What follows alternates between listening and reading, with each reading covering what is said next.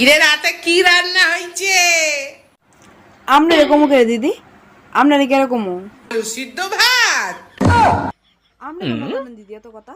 আমার বাড়িতে কি রান্না হয়েছে? ও মা গো মা,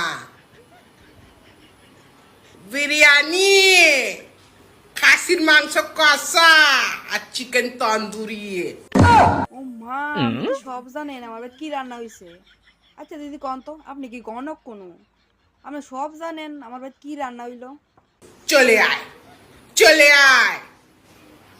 ও মা, দিদি দেখি দিদির বাড়ি যেতাম আবার নিমন্ত্রণ করছে।